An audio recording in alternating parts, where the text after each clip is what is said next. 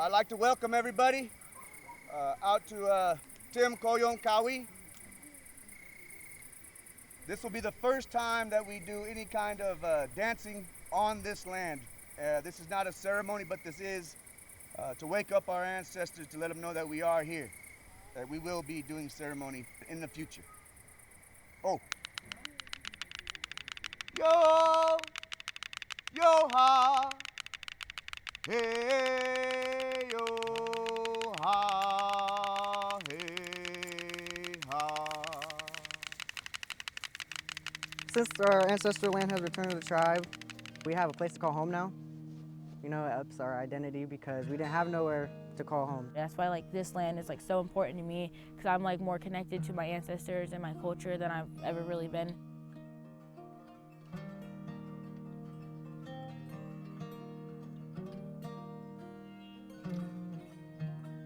The way the world is viewed today, that is a big issue with our youth and our younger adults. The way things are seen and perceived are not in a natural way. There's no real connection unless you get them out here. Then once they're out here, it seems like they start to feel this is where they belong or this is where they came from, and then they start to ask questions. And I get to learn more what the songs are about, what it means to us, why we dance, why we do any of this. I feel like it just gives off the bigger picture, what we're doing all this for. Our tribe doesn't have a lot of elders, probably like most tribes. You know, a lot of the old people are gone that knew culture and things that happened here. There is that lost generation. So it's kind of like educating some elders and the youth at the same time. Culturally, I'm like a little kid. You know, I missed out on, I didn't dance when I was little. So much has been lost, but there's so much willingness to relearn. I've taken oral traditions and then books and kind of put a puzzle together to kind of give a picture to our youth and our young people of what our ancestors, how they lived and how they perceived the world and their worldview.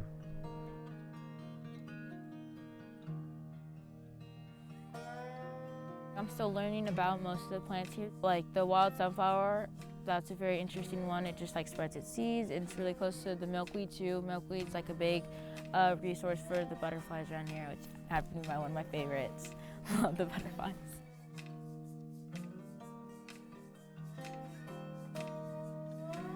I also feel very good about the relationships that have opened up between Berry Creek and Konkow and our further neighbor, Moortown. They have really supported Konkow with anything that basically that we do, and it's very good to have a neighbor, a federal neighbor that is right next door. That when you call on or you ask for help, they try to do as best as they can. My mom used to do that when I was a kid. We'd get these big troughs, like the big horse trough things, and she'd just get in it and fill it with water, and I would go and get all this money and go put it in the bath for her. And it's very anti-inflammatory, and it also is analgesic, which is like a painkiller. And so topically, it can really relieve muscle cramps, moon cramps, any inflammation, arthritis.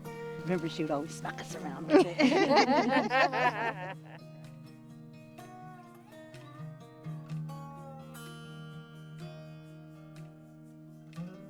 California has gray willow, red willow, yellow willow, and they're all salix species. Sometimes if it dries out, you soak it, and then it's easier to kind of weave it. We didn't know it was such a process. Yeah. We've never collected or gathered before.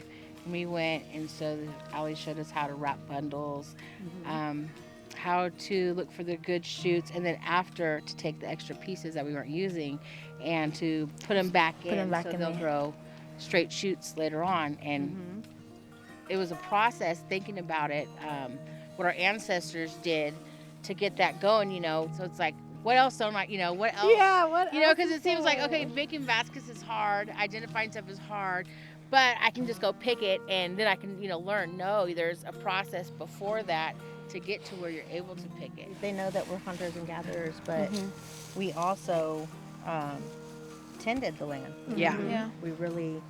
We took care of it. You have to put that back into it to make it, how you need it.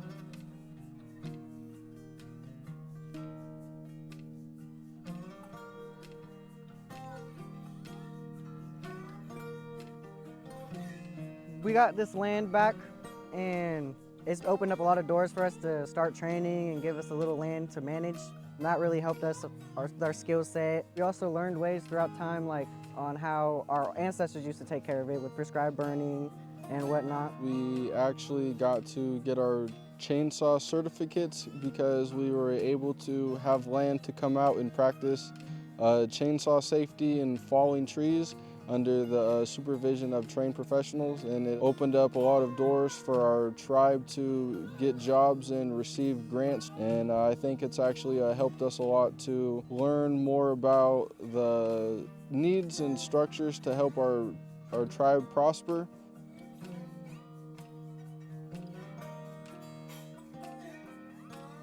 I don't think there's ever been a concerted effort like has taken place under the guidance of Matthew and the crew. You can look along the roads and see the evidence of all the work that's been being done to mitigate fire risk and create fire-safe lanes, where these guys go into yards that are unsafe. They bring down the hazard trees, they clear all the brush. In some cases, we mill the lumber into usable wood, and then they move on to the next one. So there's yards all over the community where the people are 100% safer from the next fire. We actually are in the works of fixing our own roundhouse and our own place to dance at, which I think is exciting.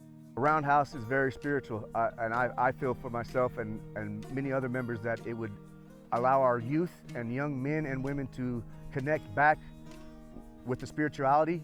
We were a people of societies, kuksu, society, dance societies. This would be probably the first roundhouse in this area that's traditionally built and ran by society, I'll say 100 years.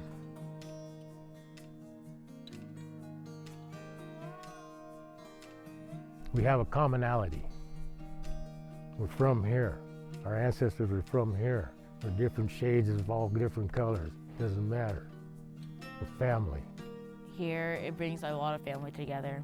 I just feel like I've met like more people here than I've done like in my own life. Like, oh, that's your cousin. And I'd be like, that's my cousin? Yeah, that's your cousin. Oh, well, I didn't know that. Well, now you do. You know, that's your cousin. You can say hi to him at the store. I feel like this generation has we have a good creative mind, you know, so we're gonna definitely take care of this just like our ancestors or our elders would have wanted us to, you know.